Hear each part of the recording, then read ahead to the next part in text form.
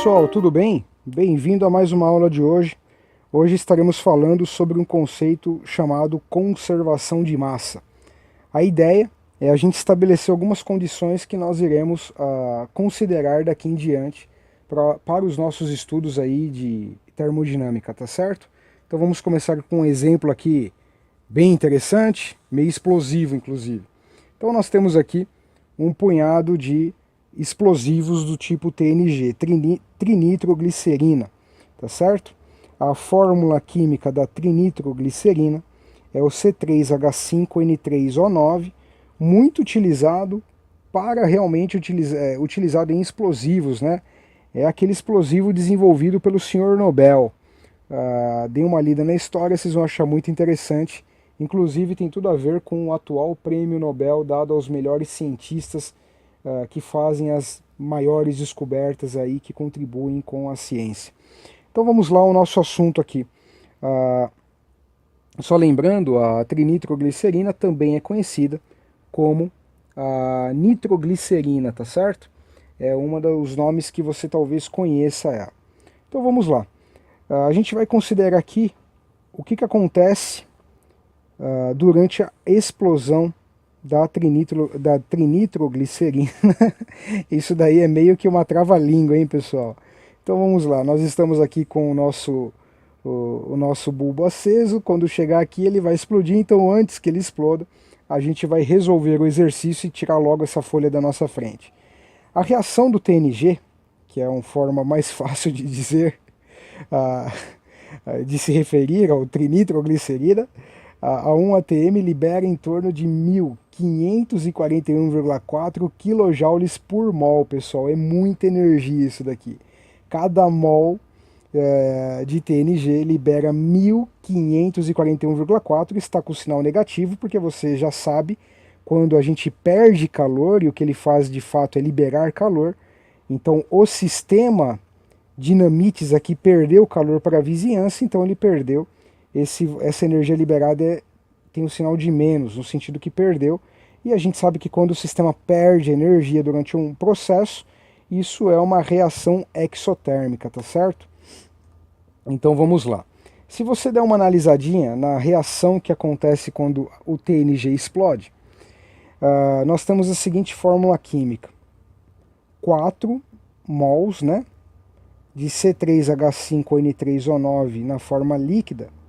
Quando ele reage por um processo que é uma reação exotérmica, né? Conforme a gente acabou de dizer, ele perde essa energia para que ele encontre um processo, uma condição mais estável para os componentes iniciais, os elementos iniciais, que é 6N2 gasoso. Lembre, olha só, você tinha 4 moléculas, sendo que cada molécula tinha 3N, 3 nitrogênios. 4 vezes 3, 12. Quando ele explodiu, eu fiquei com 6N2. Continua sendo 12 Ns também. 12 Ns aqui. Mas agora ele saiu da molécula e ficou isolado aqui, formando nitrogênio gasoso estável aqui, né? Mais 12 CO2. Você tinha C3 na molécula, 3 carbonos, 4 para iniciar a reação, 4 vezes 3, 12, 12 carbonos. O excesso de oxigênio aqui é o processo da combustão que houve, então o ar ao redor aqui da explosão forneceu oxigênios para promover a reação completa, tá certo? Mais 10H2O, então você tinha todo aqui o hidrogênio inicial era H5, que estava dentro da molécula, 4 vezes 5 no total inicial são 20 Hs, 10 vezes 2, você tem 20 Hs na saída também. O O excedente, porque esse 9 Os aqui também está dentro de todos os Os aqui, tá certo? É o que você tem aqui no final. E o oxigênio final, O2 aqui, tudo na forma gasosa. Então depois você faz a análise para o O, você vai ver o que a gente está mostrando aí, que também é um balanço completo aqui desde o início até o final. O que importa para a nossa análise é que essa massa inicial Lembrando que você pode contabilizar a massa dessa molécula encontrando, né, a massa molar para cada elemento e somando aqui, multiplicando pela quantidade de cada elemento, né, e somando todo aqui. E a gente quer discutir o seguinte: será que depois da explosão, em que ele perde toda essa energia, a massa final vai ser igual à massa inicial? Então é isso que a gente quer conversar aqui com vocês hoje, para falar sobre conservação de massa, tá certo? Isso vai ser uma condição muito importante, pessoal, para a gente continuar discutindo termodinâmica, mas estabelecendo algumas condições aí para que a gente possa assumir né, as soluções corretas, né? Então vamos lá. Da fórmula de relatividade de Einstein, nós temos que E igual a mc ao quadrado. Então vamos lá, vamos ver como é que a gente usa esse conceito. Se a gente analisar o nosso sistema aqui, a variação de calor do estágio 1 ao 2, quer dizer, o que é o estágio 1? O estágio 1 é antes de explodir. O 2 é depois que explodiu e gerou toda essa energia aqui. É igual a energia interna 2 menos a energia interna 1, mais a variação de trabalho, que no caso, o que está acontecendo aqui é liberação de energia interna e não realização de trabalho. Não que não possa ser usado como trabalho, né? Você poderia ter um motor que funcionasse a trinitroglicerina explodindo ali em vez de gasolina. Sem problemas, mas o que a gente quer considerar aqui é o calor. Então vamos lá. Aquela energia perdida na forma de calor durante o processo da explosão, você vai colocar aqui então no lugar de E. Então E é o menos 1.541,4 kJ, que é igual à energia interna. Eu coloquei agora só na forma, tirei o kilojoule e passei na forma só de joule, né? Menos 1.541.400 joules. Então essa é a nossa energia.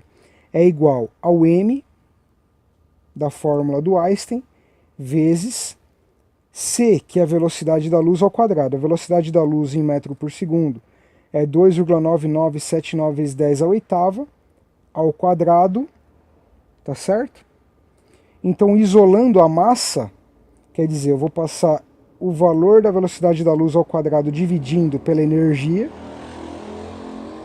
Então tá aqui a nossa energia, que é simplesmente o kilojoule convertido para joule, né? Só fiz vezes 10 à terceira, para ter em joule, dividido pela velocidade da luz ao quadrado.